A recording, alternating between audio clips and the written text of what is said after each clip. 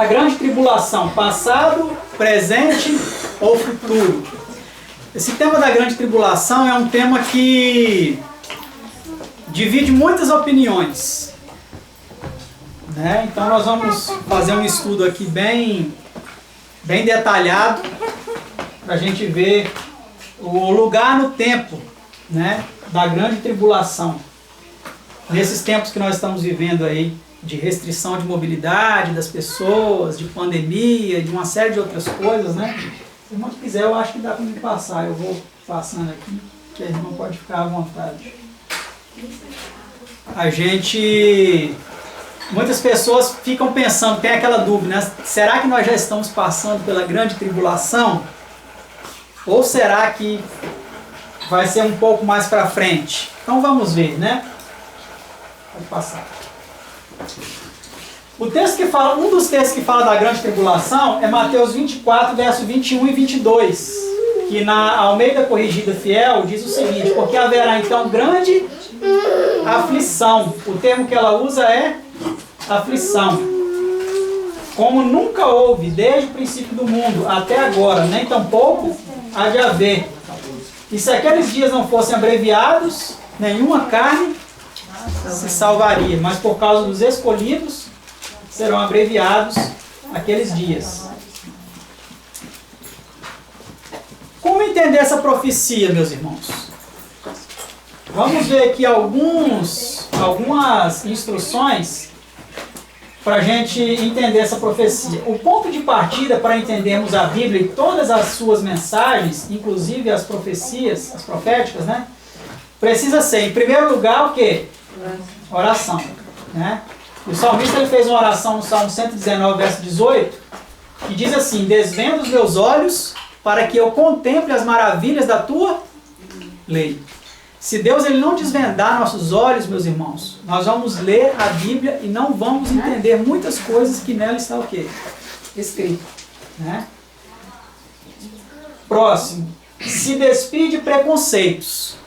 Muitas vezes nós já, quando lemos alguma passagem, nós já temos uma opinião formada sobre aquele assunto. Nós já temos um preconceito sobre aquele assunto. E aí a gente não está aberto para uma compreensão diferente daquele tema. Então, para a gente entender as profecias e todas as mensagens bíblicas, né, precisamos também nos despir dos preconceitos. Lá em 1 Samuel 16, verso 7, Deus ele disse a Samuel o seguinte: Samuel, quando ele foi lá escolher o novo rei de Israel, ele viu aqueles filhos de Jessé lá enormes, né, desde o primogênito até os outros. E quando ele viu o primogênito, ele falou assim: esse tem um porte de rei, né, Enio? Esse é um homem grande, um homem forte, um bom homem para liderar Israel. Mas Deus disse que não seria aquele. Quando foi para o outro, também não seria aquele. E lá em 1 Samuel 16, 7, o Senhor falou para o profeta Natan assim: eu não escolhi nenhum desses aí. E o Senhor não vê como vê o homem. O homem vê o quê? O homem vê o exterior, a aparência, né? Muitas vezes o homem, quando ele vai escolher uma namorada, ele quer escolher a mais bonita, né, Vaguinho? A mais bonita. Muitas vezes ele não olha o caráter. A mulher, às vezes, quando ela vai escolher também, ela quer o mais forte, o mais alto, né? Tem aquele sentido de proteção, né? Querer ser protegido e tudo mais. Mas o Senhor falou para ele: o Senhor não vê como vê o homem. O homem vê a aparência, mas Deus vê o quê? O coração, vê o interior, né? Então precisamos nos despir de preconceitos. O terceiro, para nós entendermos essa profecia da grande tribulação e qualquer outra, dedicação no estudo. Lá em Isaías 28, 9 a 10, vem dizendo para nós o quê? Que é o quê? Um pouquinho aqui, um pouco ali. É regra sobre regra, preceito sobre preceito. Um pouco aqui, um pouco ali. Então, para nós entendermos também essa profecia, vamos fazer isso hoje. Ler um pouco aqui, um pouco ali. E o próximo é a contextualização. Provérbios 4, 18 vem dizendo que a vereda do justo é como o quê? A luz da aurora, que vai brilhando mais e mais até o quê? Até ser dia perfeito. E Eclesiastes 3, verso 1 vem dizendo que há tempo para todo propósito debaixo do céu. Então, a profecia também tem todo um tempo para cada profecia, né? E o desenrolar dela é como a luz da aurora. Nós vamos entendendo à medida que ela vai o quê? Se desenrolando, à medida que ela vai acontecendo, né? Então vamos, a partir dessas premissas aqui, nós vamos então entender essa profecia da grande tribulação. Vamos analisar, né, melhor essa palavra que aparece nessa tradução bíblica aqui, na Corrigida Fiel, no texto de Mateus 24, 21 e 22, fala grande aflição. Vamos então entender agora um pouco melhor em outras versões como esse texto ele está. Esse que nós vemos aqui, né, fala então, porque haverá então grande aflição, Mateus 24, 21. Vamos ver uma outra versão bíblica aqui. A Almeida, revisada em imprensa bíblica, diz, porque haverá então uma tribulação tão grande, já muda a palavra, tá vendo? De aflição para quê? Para tribulação. Vamos ver a próxima. A Ara, que é a Almeida Revista e Atualizada, diz, porque nesse tempo, aqui já tem uma mudança com relação a essa palavra aqui, ó, porque haverá então, e aqui fala, porque nesse tempo haverá grande tribulação. Que tempo? Nós vamos ver um pouco mais adiante na palestra que tempo é esse aqui que está sendo falado. E que grande tribulação é essa. E na JK, na Jaqueline não, tá? King James atualizada, tá bom? Porque haverá nessa época, aqui já muda, tá vendo? Em relação a essas duas expressões aqui, então e nesse tempo. Porque haverá nessa época grande tribulação. Mas o que predomina nessas três versões aqui é o que? A palavra tribulação. Indo diferente da palavra aflição. E aqui na King James Version, que é uma outra variação da King James atualizada, essa aqui é a mais original, porque haverá então grande tribulação, tá? Então essa palavra aflição, que aparece na Corrigida Fiel, na maioria das versões ela aparece como tribulação, a grande tribulação. Nós vamos ver que grande tribulação é essa. Então vamos aqui analisar melhor essa palavra no seu idioma original, no grego. Que palavra é essa? Quais são as conotações que ela dá, né? E depois nós vamos ver como nós podemos aplicar essa definição do dicionário de Strong, da Bíblia Palavra-Chave, na compreensão dessa profecia da grande tribulação. Pode passar.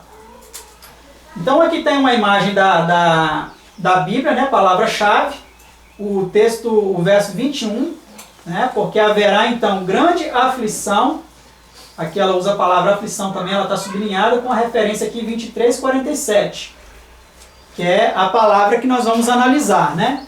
Vamos ver agora na próxima imagem, a definição aqui no dicionário do significado dessa palavra, ó. Aqui a referência, 23:47, tá vendo? Da palavra, aflição. E aqui ela tem os seguintes significados, ó. Aflito, angústia, sobrecarregado, pressionado, perseguição. Note bem essa palavra aqui, ó. Perseguição. Tá? Perseguição. Tribulação, problema, dificuldade. Tem outras definições aqui, mas para a gente ganhar tempo, né, vamos ficar apenas nessas aqui. Vamos agora ver em algumas Bíblias, o comentário de rodapé de algumas Bíblias, o que elas vêm falando a respeito deste texto, né? Por exemplo, essa Bíblia aqui, a Bíblia anotada, ela vem falando no rodapé dela que a tribulação, não vamos ler aqui, tá? É tudo, só vou falar resumidamente para vocês. Ela vem trazendo uma interpretação de que essa tribulação, quando ela acontecer, os salvos já vão ter sido o quê? Retirados da terra. E eles não vão passar por essa tribulação. Eles são os pré-tribulacionistas, né? Assim que se chama, eu creio que é assim essa expressão que eles usam. Que são um grupo de pessoas que acreditam que essa tribulação, os justos não vão passar por ela. Tá bom? Vamos ver para a próxima Bíblia. Aqui nós temos uma Bíblia católica, que é a Bíblia Ave Maria. Na nota de rodapé dela, aqui falando sobre a grande tribulação, ela vem colocando essa tribulação como sendo no futuro. Não como tendo já acontecido, mas como sendo algo que ainda vai acontecer. Igualmente também com a relação anterior. Eles também vêm falando que essa tribulação é uma tribulação que ainda vai acontecer. Vamos ver a próxima Bíblia, o que ela diz. Aqui nós temos a Bíblia de Estudo de Genebra, que é uma Bíblia também muito utilizada por muitas pessoas, né? E aqui, eu vou ver se eu consigo aumentar um pouco aqui. Ela não tem o zoom não, né? Aqui nessa parte. Está muito pequenininha aqui, não vai dar para a gente ler. Enfim, essa Bíblia, ela coloca como sendo o contexto desse texto aqui, a parte da destruição de Jerusalém, no ano 70, né? E coloca a tribulação também como sendo no futuro. Mas ela procura mesclar um pouco os dois eventos nesse enredo aqui de Cristo, que foi realmente o que Cristo fez, né? Em Mateus 24, o que Cristo fez? Nós vamos ver um pouco mais para frente que ele estava ali explicando para os discípulos o que ia acontecer, mesclando os dois eventos, da destruição de Jerusalém e também da grande tribulação. Vamos ver a próxima Bíblia, a Bíblia Dake. Essa aqui está um pouco maior, né? Ela vem dizendo aqui também, ó, o julgamento das nações é baseado no tratamento expressado por elas, Israel, as águias comendo os cadáveres, foi predito para acontecer no tempo da libertação de Israel. Aí aqui é a parte que vem ao caso aqui no nosso estudo. A igreja será arrebatada antes que os eventos acima ocorram. Olha que interessante. Então, semelhante àquela outra Bíblia anotada, essa aqui é a Dake, ela vem explicando que quando a grande tribulação acontecer, os justos vão ter sido o quê? Arrebatados. Nós vamos ver daqui a pouco se é isso mesmo ou não. Aqui nós temos agora a Bíblia de Estudo MacArthur, que vem também, basicamente, seguindo a mesma linha de interpretação. Tá? Aqui nós temos agora a Bíblia King James, atualizada. Eu acho que eu até vi uma dela por aqui, né? A sua? Você pode abrir aí e ler pra gente? O texto de Mateus 24? Lê no rodapé pra gente. Peraí, Mateus 24? Mateus 24. 21. Isso. Por quanto? O rodapé, na parte que fala Jesus, retiro do templo. Não. Não tem? Não. Ah, tá. Eu acho que essa versão da sua não tem, não. Não. Eu acho que a dele é a versão. A versão é Atualizada. diferente. A versão é diferente. Aqui fala como se fosse no passado. Fala assim, ó. Aqui tem a parte, né, o Aham. 6. Fala assim, ó, o historiador judeu romano Flávio Josefo foi Isso. testemunha ocular dessa terrível tribulação e narra o episódio com palavras parecidas às de Jesus. Sim. Entretanto, aquela grande tribulação foi apenas um sinal da maior das tribulações ainda por vir. Exatamente, é isso daí. Então ele procura o quê? Ele procura fazer, como Jesus fez, uma junção, né? Uma comparação, e ele coloca também como a tribulação a partir de Jerusalém, como uma tribulação que viria ainda, né? Que foi essa parte aqui, essa parte está maior, essa parte que você leu, que ele fala de Flávio José, etc. E tal. Só que um detalhe aqui que eu queria destacar para os irmãos é o seguinte: a profecia das 2.300 tardes e manhãs e a parte das 70 semanas, que seriam destinadas para o povo de Israel, eles creem que a última semana ela foi descolada dessa profecia e ela se refere a um tempo futuro ainda que vai acontecer. Eles não acreditam como terminando no ano 34 com o apedrejamento de Estevão e concluindo ali a situação do povo de Israel como sendo o povo escolhido de Deus, passando para os gentios. Eles não acreditam dessa maneira. Eles acreditam que a última semana de Daniel, que são os últimos 7 anos, será a grande tribulação e vai acontecer no futuro.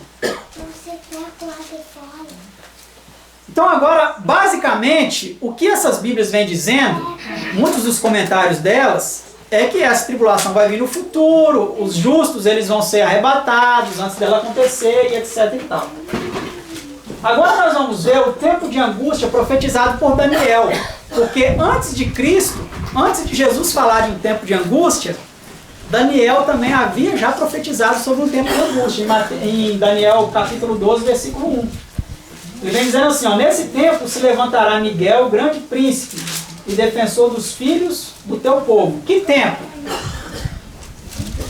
Aqui a divisão do livro de Daniel, a divisão do livro de Daniel aqui, ela prejudicou um pouco essa interpretação, porque se você pegar o versículo 45 do capítulo 11, fala ali de um tempo onde o rei do norte armaria suas tendas palacianas entre o mar santo e entre o mar grande e glorioso Monte Santo.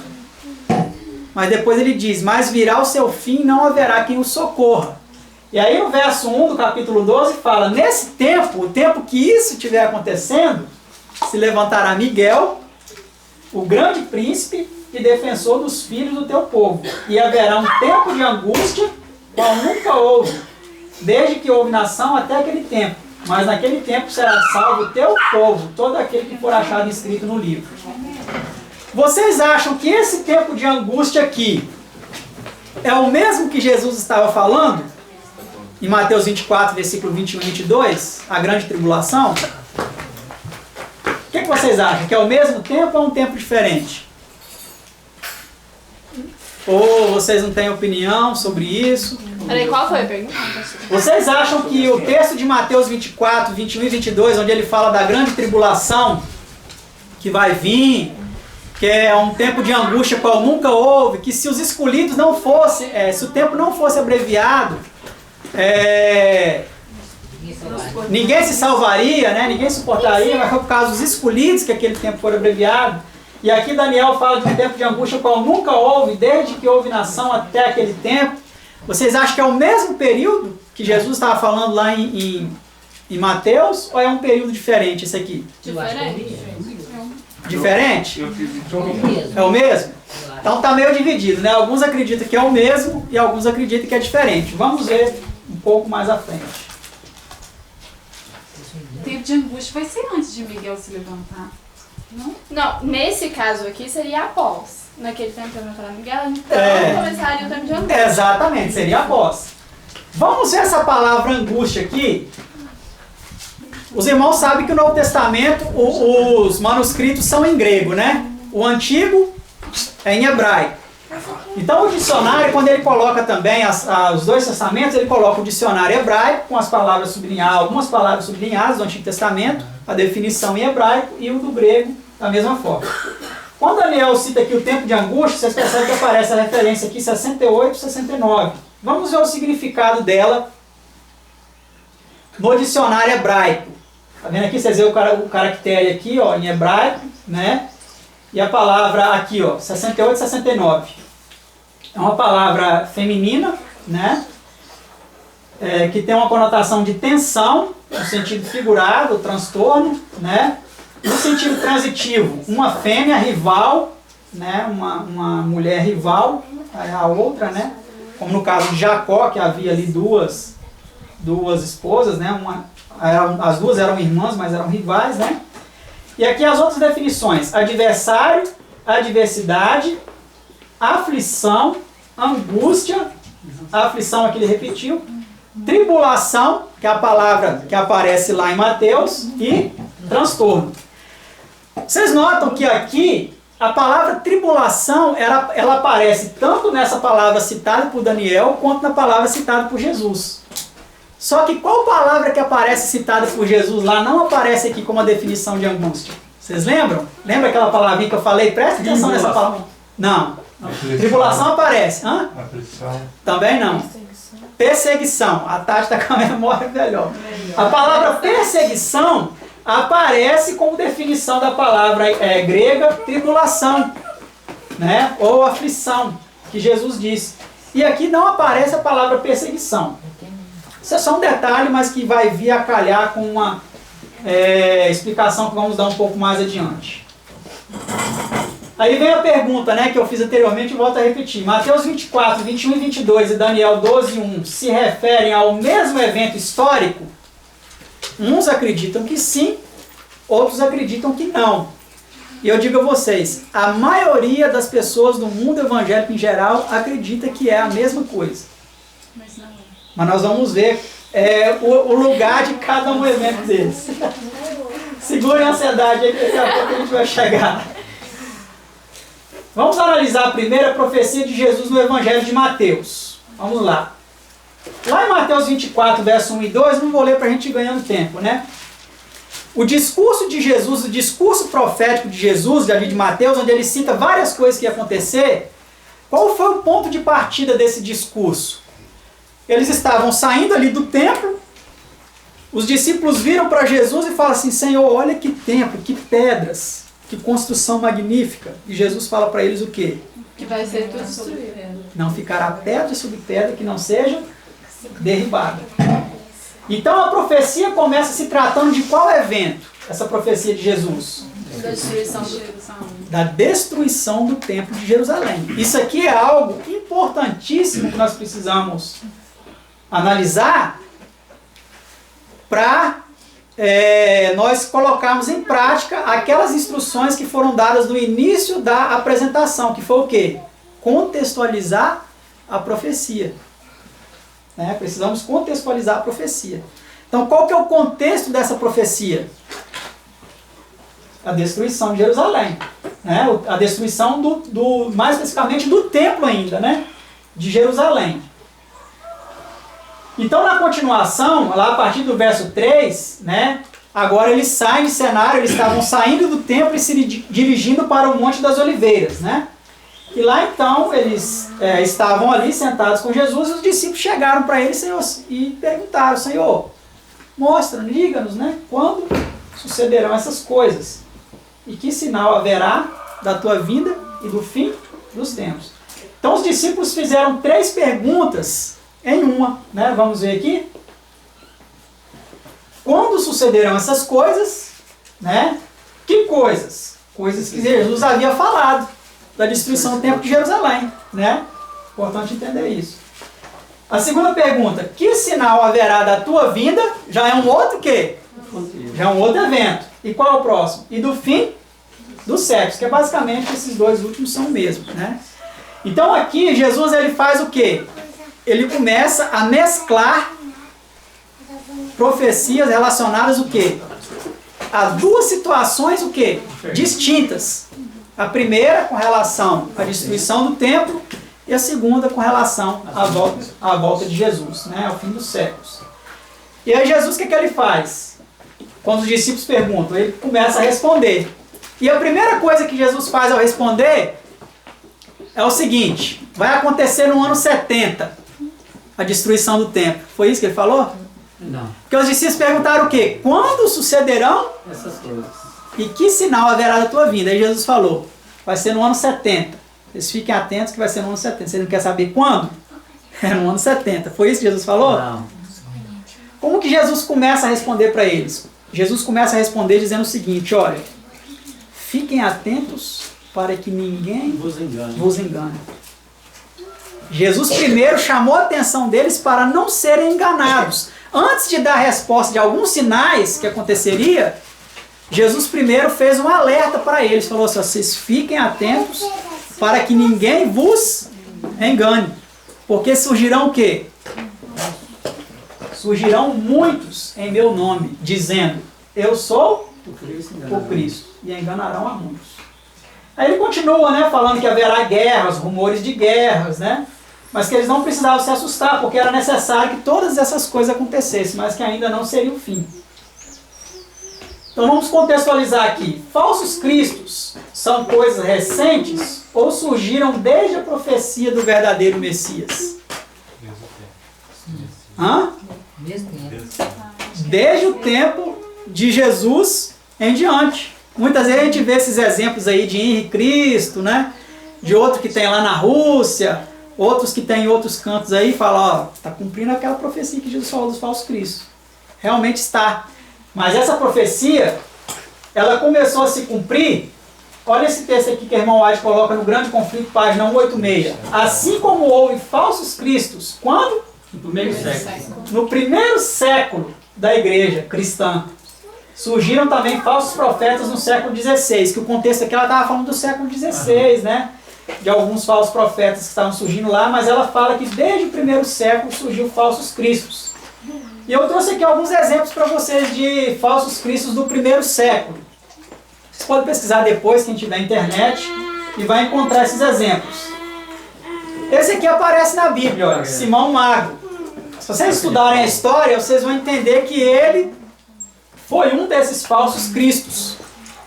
Mas para vocês terem ideia, tem um livro de Irineu de Lyon, né, que ele fala desse Simão Mago, e ele diz que esse Simão, ele falava para o povo o seguinte, que ele tinha vindo como Jesus, né, em Israel, em Samaria ele tinha descido como Deus Pai, e em outras partes do mundo ele tinha aparecido como o Espírito Santo. Olha só aí, foi o primeiro propagador da Trindade, no primeiro século da era cristã. Um dado histórico que mostra para nós, né, que ele foi um falso Cristo, né, que ele diz que em Israel ele tinha aparecido como Jesus. Esse Simão ele era de Samaria, né? Em Samaria ele falou que apareceu como Deus Pai, e em outros lugares do mundo ele tinha aparecido como o Espírito Santo. Então foi o primeiro propagador aí da posterior doutrina que surgiria da Trindade, né? Esse Oni Ramarigel também foi um exemplo, né, de falso Cristo do primeiro século. Banus também foi outro, e Eleazar. Esses aqui não são únicos, tem outros também que surgiram logo ali no primeiro século da era cristã. Muitos apóstolos estavam até vivos ainda, falando que eram Jesus, né? Que eram Jesus que tinham retornado, mas eram falsos cristos. Então percebe que essa profecia de Jesus, ela já começou a se cumprir desde o primeiro século. Não é só agora no nosso tempo, né? E Jesus ele continuou dizendo de todas as outras profecias que surgiriam, né, que aconteceria, fomes, terremotos, nação contra nação, reino contra reino, sereis atribulados e vos matarão, sereis odiados de todas as nações. Pode passar. Por se multiplicar a iniquidade, ele diz também que o amor se esfriaria de quase todos, né? E ele diz que o evangelho seria pregado em todo o mundo, para testemunho em todas as nações, então viria o fim. Mas acaba aqui, viria o fim, né? O evangelho vai ser pregado em todo mundo e viria o fim. Não. Jesus acaba aqui? Não. Jesus ele continua falando mais algumas coisas. Vamos ver o que ele continua dizendo. Aí agora aqui entra um detalhe importante na nossa palestra. Jesus disse o seguinte: quando, pois, virdes o abominável da desolação, de que falou o profeta Daniel no lugar santo, quem lê entenda. Então, se estiver na Judéia, fujam para os montes. Quem estiver sobre o eirado, ou sobre o telhado, né, algumas traduções diz, não desça tirar de casa coisa alguma. E quem estiver no campo, não volte atrás para buscar a sua capa. Mateus 24, 15 a 18. Vocês acham que isso aqui já aconteceu ou ainda não aconteceu? Quem acha que já aconteceu, levanta a mão. Quem acha que já aconteceu? Quem acha que ainda vai acontecer, levanta a mão. Quando Jerusalém foi cercada, foi pedido para eles saírem, né? Sim. Mas eu acho que no fim vai acontecer novamente. Você acha que vai acontecer novamente? Vamos ver. Dupla interpretação? Vamos ver. duplo sentido. Vamos ver. Isso aí acho que tem ligação com a profecia da Ellen White sobre o cerco Vamos ver. na igreja de Betis. Vou mostrar. Jesuíta. Sim. Daniel 12, 10. Vamos adiante. O que disse o profeta Daniel sobre isso? Vamos então aqui, Jesus estava citando o quê? Uma profecia de quem? De Daniel.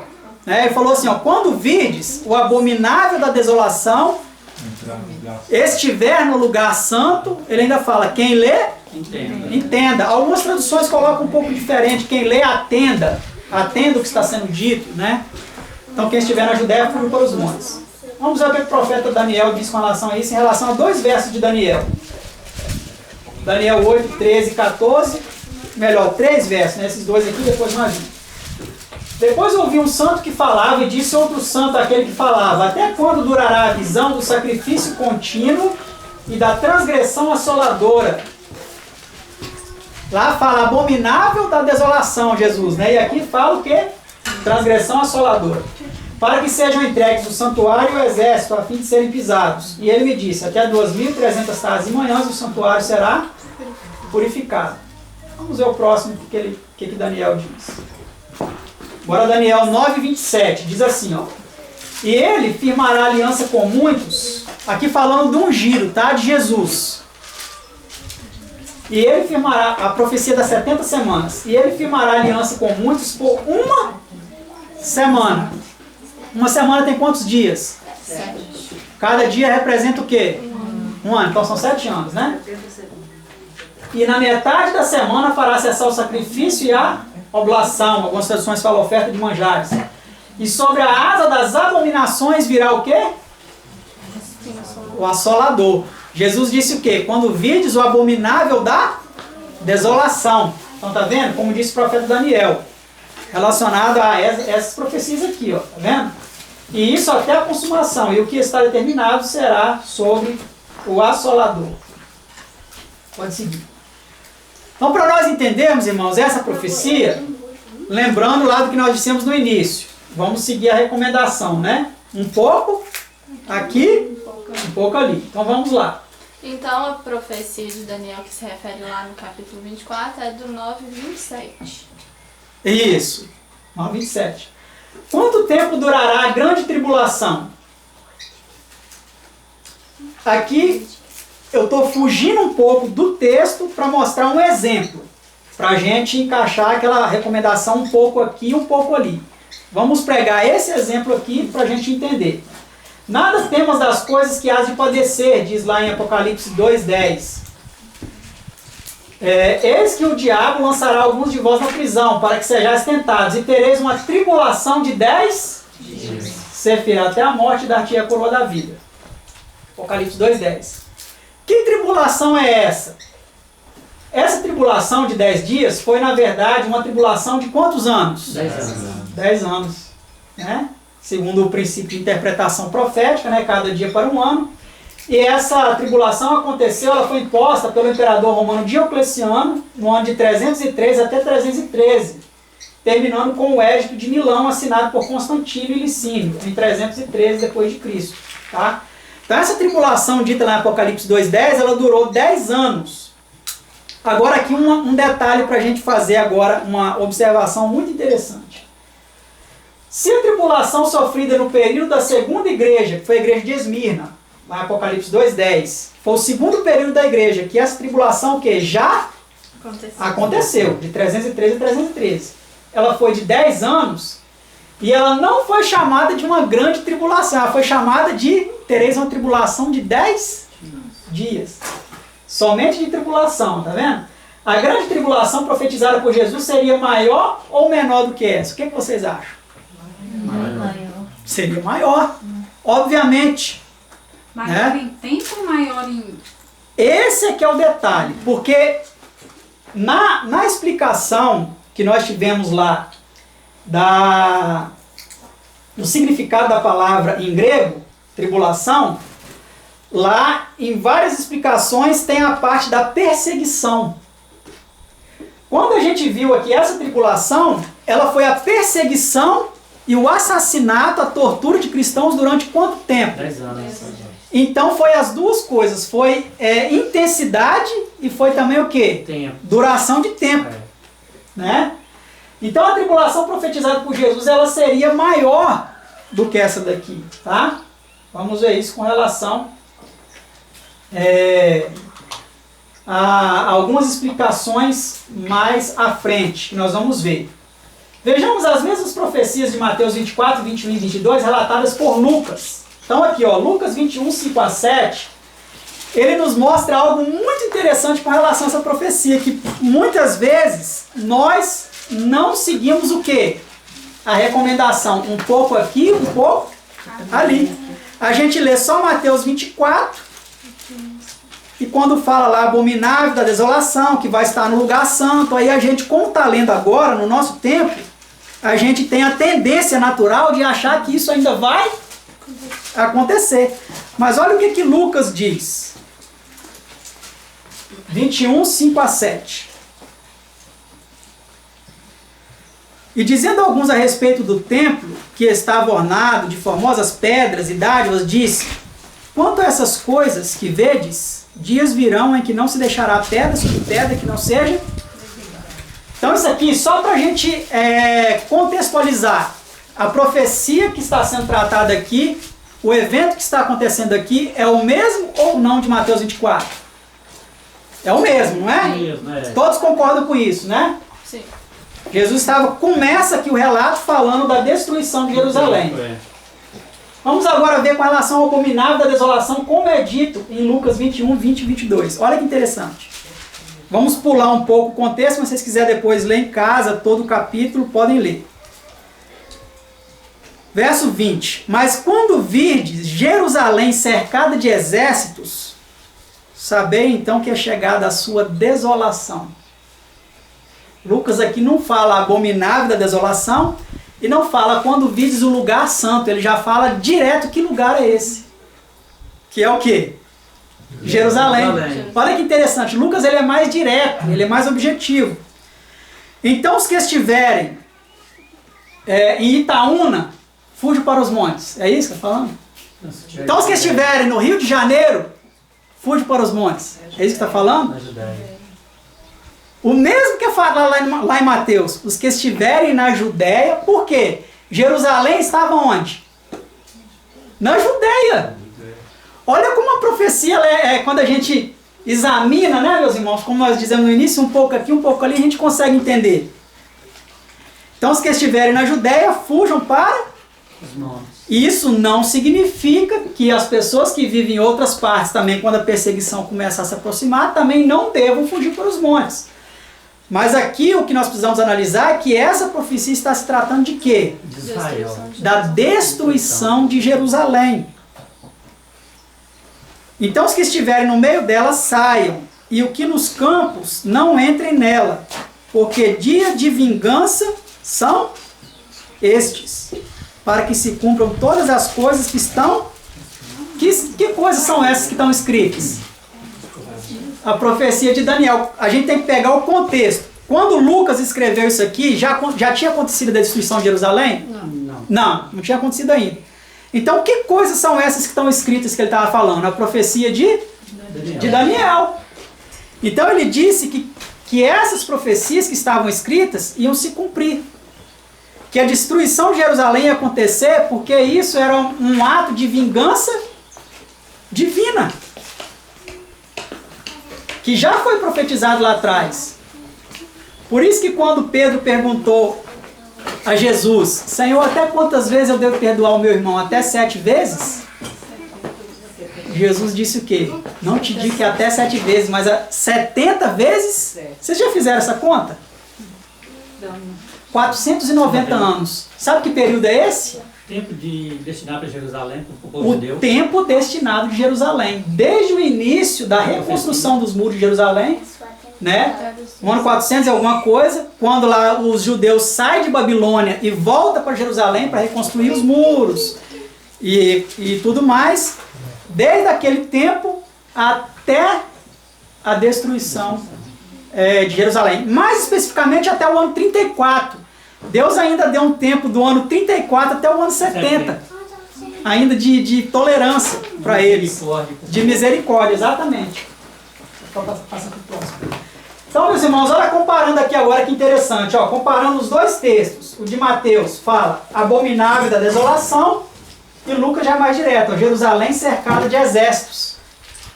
Sabe por que Jesus fala, e Daniel também fala, Jesus estava aqui replicando uma fala de Daniel, o abominável da desolação? Quem invadiu Jerusalém para destruir? Os romanos. Os romanos eram cristãos ou pagãos? Para os judeus, os sacrifícios romanos eram sagrados ou abomináveis? Entende por que aqui é falado abominável da desolação? Que quando sob Céstio, o primeiro imperador lá que cercou Jerusalém, quando eles foram se aproximando, e de longe lá os guardas nos muros viram os romanos se aproximando, esses romanos traziam com eles estandartes, bandeiras, com símbolos que para os judeus eram o quê? Abomináveis. Um exemplo deles, a águia. O símbolo do exército romano era a águia. Era um símbolo, um desenho de uma águia de asas abertas. E se você for lá em Levítico capítulo 11, você vai ver que a águia é imunda, é uma ave de rapina. Então para os judeus isso era abominável, tá? Então por isso que Daniel falou, quando vides o abominável da desolação, de que falou o profeta Daniel, está no lugar santo, quem lê entenda. Aí eu pergunto, algumas daquelas notas lá de alguma daquelas bíblias, elas fazem um pouco de confusão, porque eles colocam o lugar santo como sendo só o templo de Jerusalém. Mas a senhora White, no Grande Conflito, ela vai um pouco mais além, porque ela diz o quê? Que o lugar santo era um pouco mais além até dos muros da cidade. Porque aonde que eles plantavam? De onde saiu o sustento dos judeus? Era de dentro dos muros ou de fora? No campo? E na realidade, a Judéia era o estado de Judá e Benjamim, né, as duas tribos que ficaram. Exatamente. Então, Jerusalém era só a capital. Era só a capital. Então, assim, a Judéia era toda a Judéia. Todo aquele lugar era santo, né? Santo. Exatamente. Não só Jerusalém. Jerusalém foi só para mostrar. Exato. Era a capital apenas, né? Então, quando isso aconteceu, irmãos, ó, quando Jerusalém foi cercado de exércitos, saber então que é chegada a sua desolação. Os cristãos, quando eles viram o primeiro exército cercando Jerusalém, logo depois a senhora White conta que chegou um mensageiro lá de Roma e falou para Sérgio o seguinte, ó, volta que eles estão exigindo a sua presença lá em Roma para resolver uma demanda lá que está acontecendo. Ele teve que voltar. E ninguém soube ali no momento por que os judeus, os romanos estavam voltando. E aí os cristãos, quando viram esse sinal, fizeram o quê? Fugiram. Aqueles que entenderam. Aqueles que entenderam fugiram. A senhora White fala que nenhum cristão pereceu em Jerusalém. Misteriosa retirada. Exatamente, porque o que aconteceu? Além dos romanos, do exército romano, voltar, os judeus que estavam dentro da cidade, os soldados, o exército judeu, que não era cristão, né? Eles saíram da cidade, deixaram a cidade praticamente vazia, só ficaram os cristãos, para ir atacar os romanos. Olha só que atrevimento, né? Eles saíram para atacar os romanos, e aí a cidade ficou livre. Não tinha ninguém para impedir eles de fugir. Eles foram embora. Então foi assim que tudo isso aconteceu, tá, meus irmãos? Então agora falando da grande tribulação, né? Então aqui é uma outra versão que eu coloquei aqui, James Version, né? Mas é das grávidas que falam, algumas mulheres nos nossos dias ficam pensando, né? Ai meu Deus, será que... Não, isso foi relacionado àquele tempo, meus irmãos. Não que agora também não seja complicado, mas aqui é uma profecia relacionada a esse tempo, né? Ele ainda fala, orai para que a vossa fuga não seja no inverno, nem no sábado, porque então haverá grande tribulação, como nunca houve, desde o princípio do mundo, até agora nem jamais haverá. Então aqui a gente precisa fazer uma divisão. Até aqui o ponto e vírgula é relacionado à destruição de Jerusalém. Agora aqui, ó, porque haverá então... Lembra que lá atrás a gente viu que algumas traduções colocam porque haverá nesse tempo grande tribulação. Foi uma grande tribulação para os judeus aquilo que aconteceu? Foi, mas essa tribulação aqui, como nunca houve, não foi a da destruição de Jerusalém. Até porque agora ela vai ser a nível mundial. Sim. Não só direcionado num local como foi em Judá. Né? Exatamente, vai ser mais amplo, exatamente. Então Jesus continua dizendo aqui, pode pular essa parte. Vamos pular algumas partes aqui para a gente ganhar tempo. Aqui que é o detalhe para a gente entender. Ó. Logo em seguida, a tribulação daqueles dias, aqui é no mesmo contexto, tá, irmão? Ó, Mateus 24, 29 a 31. Aqui ele discorre algumas coisas e um pouco lá na frente ele fala. Mas logo em seguida, a tribulação daqueles dias, a grande tribulação, o sol escurecerá e a lua não dará sua claridade, e as estrelas cairão do firmamento, e os poderes do céu serão abalados. Isso aqui já aconteceu ou vai acontecer? Já aconteceu. Os sinais do sol, da lua e das estrelas seria antes ou depois da tribulação? Antes. Porque o texto fala o quê? O texto diz, logo em seguida... A tribulação daqueles dias. sol escurecerá. Olha que detalhe interessante, irmãos, para a gente entender. E quando a gente vai no grande conflito, a gente vê o cumprimento disso exatamente à risca. A senhora White diz, né, no grande conflito, 25 anos mais tarde apareceu o sinal seguinte, mencionado na profecia. Aqui na página anterior ela estava falando do terremoto de Lisboa, que foi em 1755. Aí ela fala que 25 anos depois desse grande terremoto, foi dado o sinal seguinte, que foi o escurecimento do Sol e da Lua. E aqui ela encaixa essa profecia nos 1260 anos, ó, que terminaram quando? Em 1700. Então a grande tribulação, ela já profetizada por Jesus em Mateus, e em Lucas 21, e em Marcos 13. Ela já aconteceu ou ela vai acontecer? Vai acontecer. Ela já aconteceu. A tribulação. Não, a profetizada em Mateus, nos Evangelhos. Nós vamos ver depois a de Daniel, se ela já aconteceu ou se ela vai acontecer. Tá, irmãos? Isso é lindo quando a gente descobre essas... A gente sempre tem que estar voltando à pergunta que foi feita pelos discípulos a Cristo. Exatamente. Porque a pergunta direcionava a destruição de Jerusalém e a volta de Cristo. Então, Cristo, ao responder, ele sempre responde com relação a Jerusalém e com relação à sociedade. Ele mesclou os dois eventos, só que ele não explica. Ó, isso vai acontecer no tempo de Jerusalém e isso vai acontecer no fim. Ele não explica. A gente que tem que ir acompanhando, né? Exatamente. Fazendo essa separação. Eu vou passar aqui, irmãos, depois se vocês quiserem ler no Grande Conflito, vocês podem ler, ó, na página 306, 307, ela vem falando sobre isso aqui, tá? Sobre essa grande tribulação de Mateus 24 e Lucas 21, se cumprindo quando? É uma tribulação de 1260 dias. Isso é uma grande tribulação ou é uma pequena tribulação? Porque na realidade ela se transforma em 1260 anos. Exatamente. Porque 10 anos só no início, de 303 a 313, uma tribulação de 10 dias. Que em profecia são 10 anos. Mas a grande tribulação seria de 1260 dias, que são 1260 anos. Que começou de 538, quando o Papa, né, ele ganha a supremacia sobre o Império Romano inteiro, a Europa, o Velho Mundo inteiro, e ela vai até 1798, com a destituição do Papa de seus poderes terrenos, por Napoleão Bonaparte, né? Onde ele tira o Papa lá do Vaticano e tira o poder político e civil dele, e ainda faz mais, que eu descobri esses dias. Ele viaja com ele para algumas cidades, alguns países ali europeus, aumentando ainda a humilhação dele, né, que foi o que aconteceu. Então, essa grande tribulação, lembra do significado da palavra lá?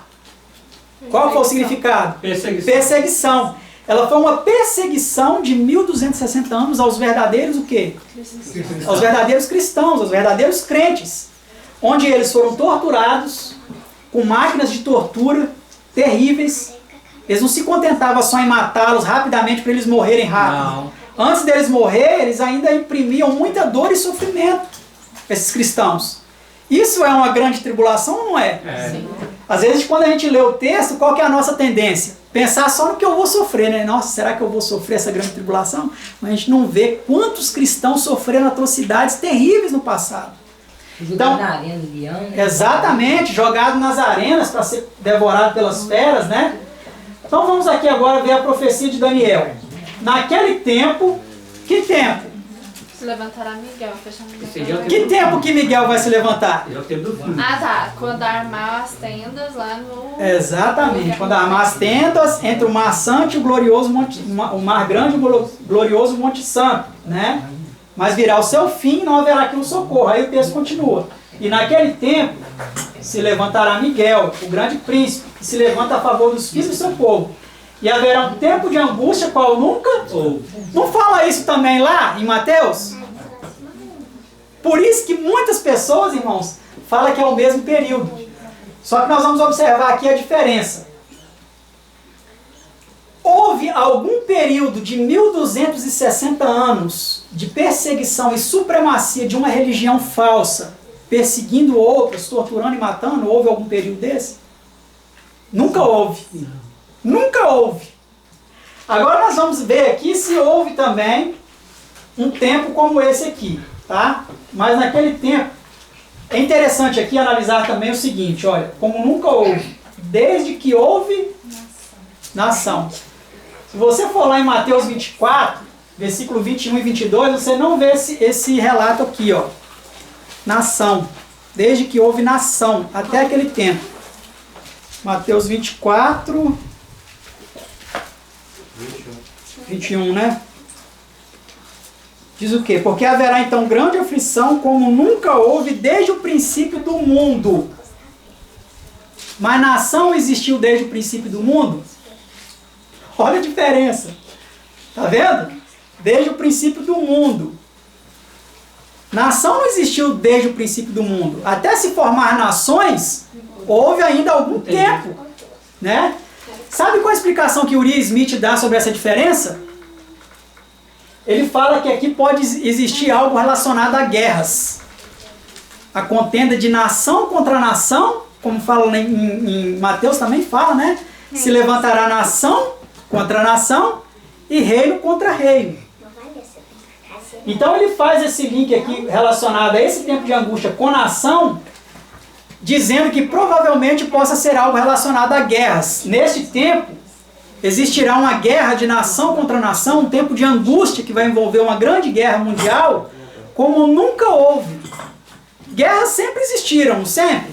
Sempre existiram guerras de uma nação contra outra, né? Desde os tempos de Israel lá antigamente. Mas nesse tempo aqui, provavelmente poderá haver uma grande guerra mundial que nunca houve, que vai ocasionar um tempo de angústia como nunca houve, Deliane. Então, a gente sabe que com esse acontecimento aí, quando Miguel se levantar, vai ser soltado os ventos, né? E esses ventos, eles em profecia, eles simbolizam guerra. Exatamente, ótima observação, que eu nem tinha lembrado, mas realmente vem a calhar aqui com esse exemplo, né? Mas aqui fala, mas naquele tempo livrar-se-á o teu povo, todo aquele que foi achado escrito no livro. Agora, olha que interessante, irmãos. Fica com Mateus aí aberto, 24. Vamos acompanhar Daniel aqui e Mateus em nossas vidas. E muitos dos que dormem no pó da terra ressuscitarão. Uns para a vida eterna e outros para a vergonha e despesa eterna. No contexto que fala dessa grande tribulação em Mateus, fala de ressurreição? Não.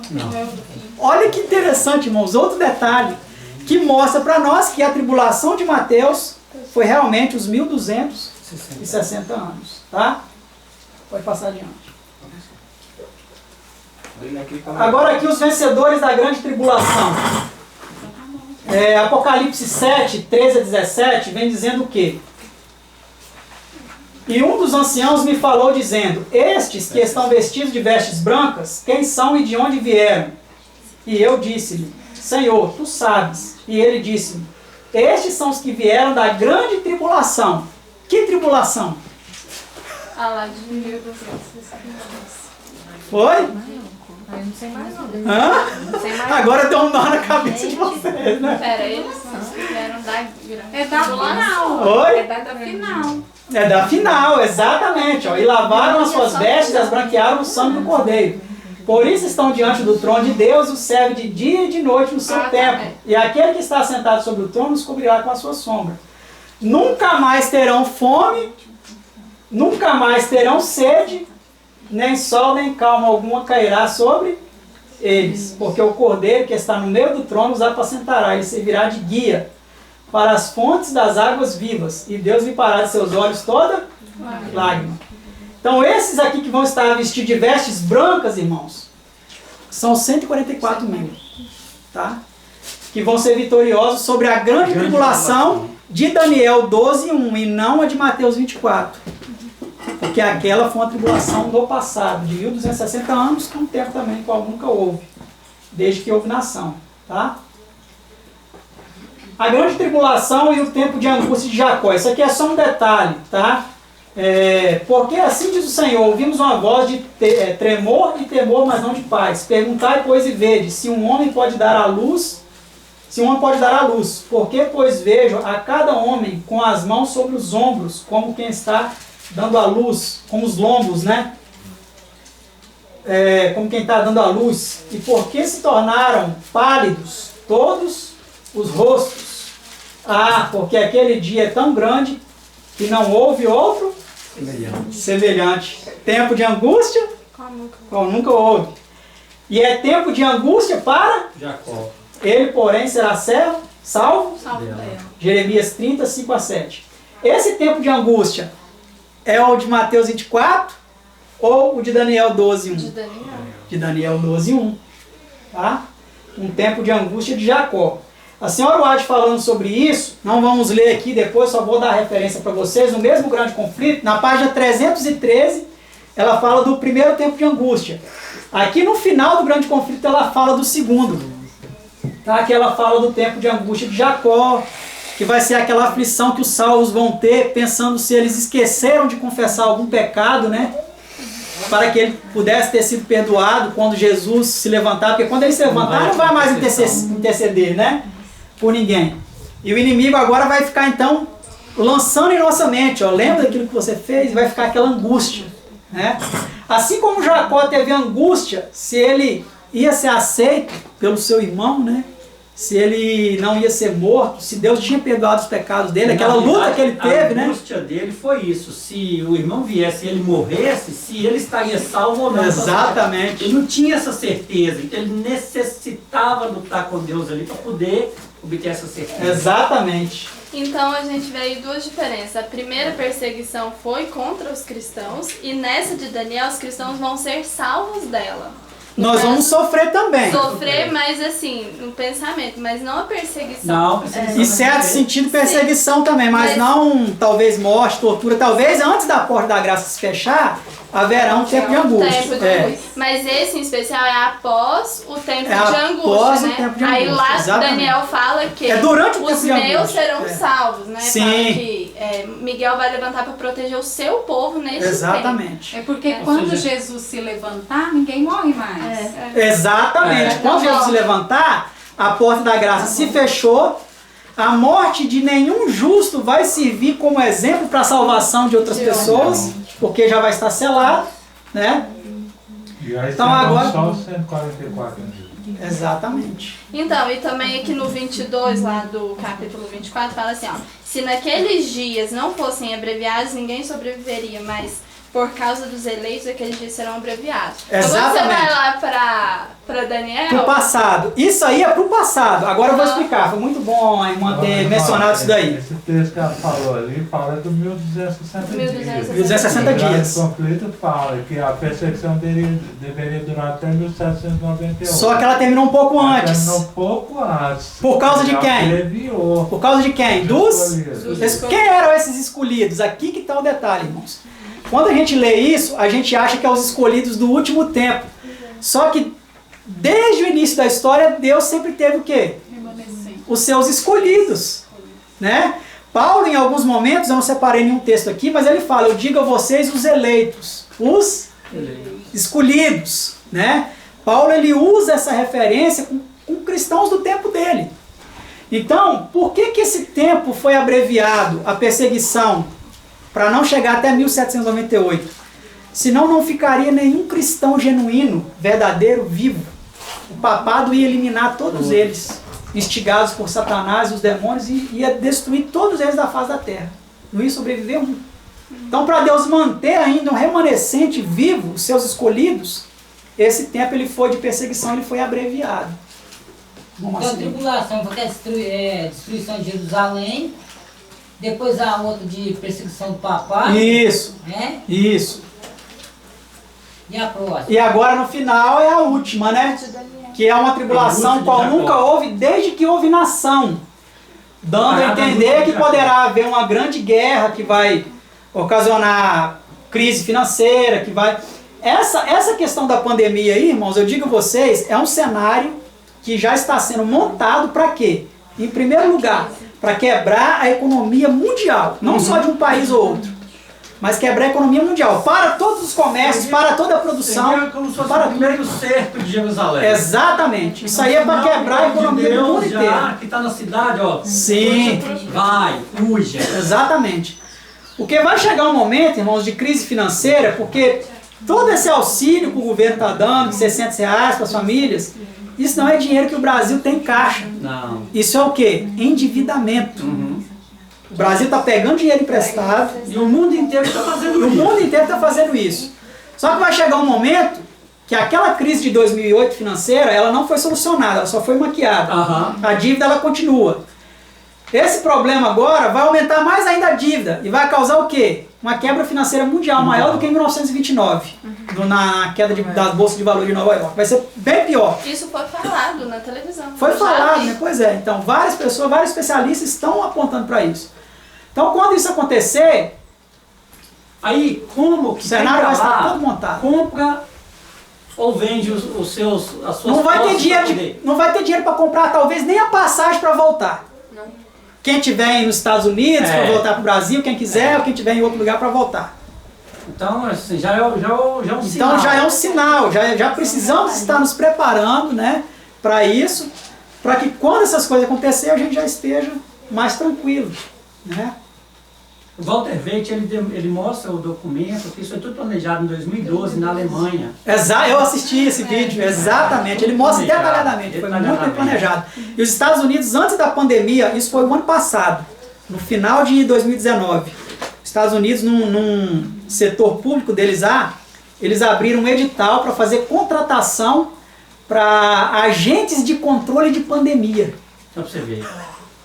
Antes da pandemia acontecer até na China, os Estados Unidos já sabia, ele abriu um edital para contratação de agentes de controle de pandemia.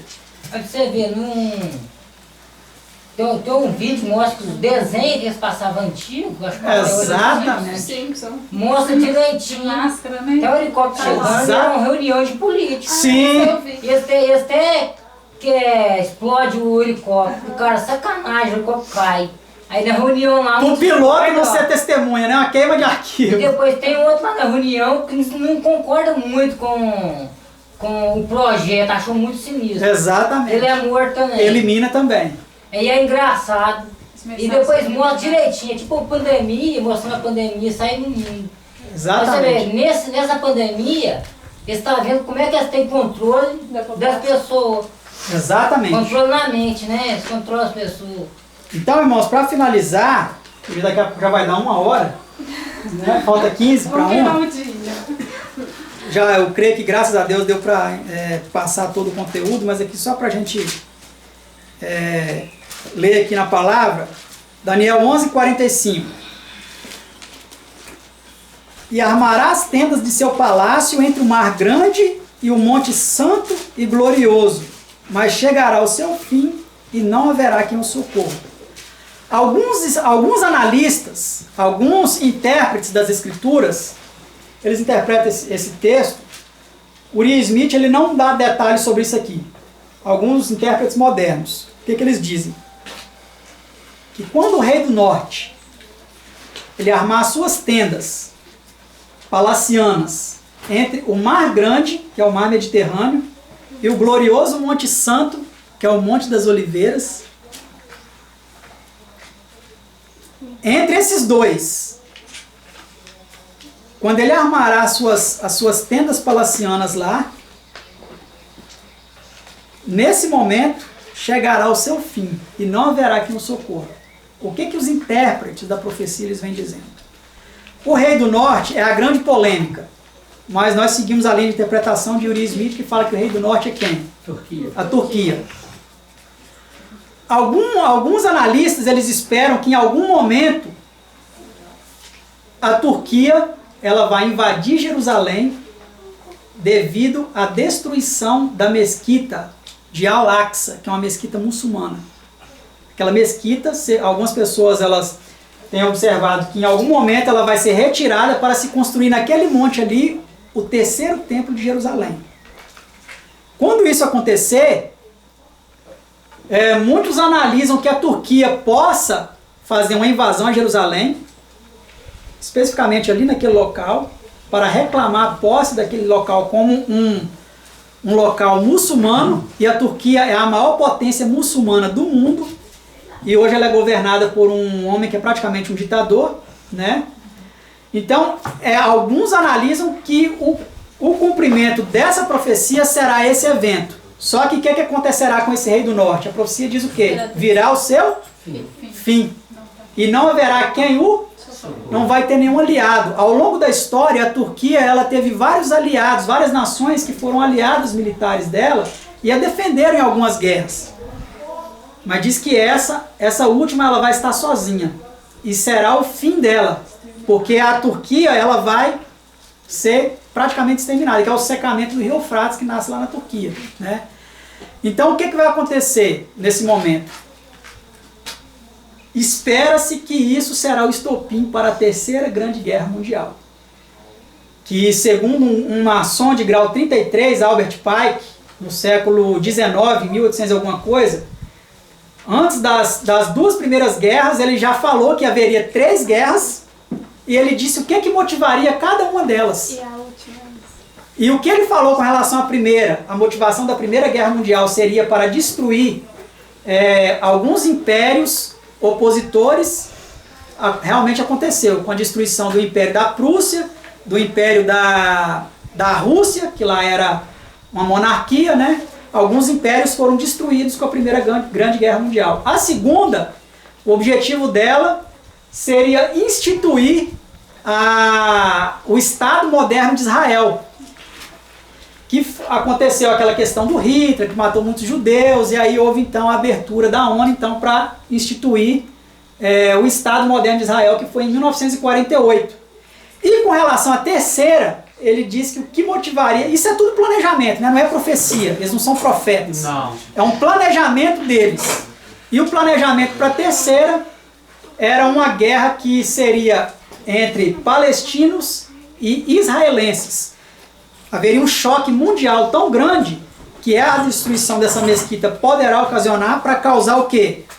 Um choque e uma divisão de lados. Algumas nações, algumas potências, como Rússia, Turquia, Irã, né, China, ficariam do lado do Islã e outras ficariam do lado de Israel. Estados Unidos, Brasil agora, que está muito alinhado com Israel, né, uma série de outras nações. Então isso seria um divisor no mundo inteiro para a Terceira Grande Guerra Mundial. Para quê? Para então chegar esse tempo de angústia aqui, qual nunca houve desde que houve nação até aquele tempo, que é onde realmente Miguel vai se levantar então para encerrar a história deste mundo. É isso que alguns intérpretes tentam analisar. Nós precisamos ter o quê? Prudência, observar se realmente em algum momento isso acontecer, podemos lembrar que realmente foi registrado, né, e é um certo cumprimento da profecia. Tá certo, irmãos? Então, finalizando, concluindo. A grande tribulação de Mateus 24 e 21 é a tribulação, perseguição, sofrida pela igreja durante o período de supremacia papal, de 538 a 1798. Portanto, essa grande tribulação está onde? Passado. A grande tribulação de Daniel 12:1 está futuro. Acontecerá quando Miguel, o Filho de Deus, se levantar para vir a esse mundo como juiz. Tá certo, irmãos? Espero que vocês tenham apreciado, mesmo apesar um pouco nosso tempo estar avançado, eu creio que deu para elucidar bastante a profecia, né? Quem quiser o slide depois pode pegar comigo. E que Deus continue nos abençoando, nos ajudando a nos preparar para esse momento, né? Ir para o campo, quem não foi ainda. E que Deus nos guarde aí, nos guie, nos ajude a cada dia a nós não só nos prepararmos, mas também levarmos o Evangelho, né, às outras pessoas, para que elas sejam alertadas. Que Deus abençoe a todos nós. Amém.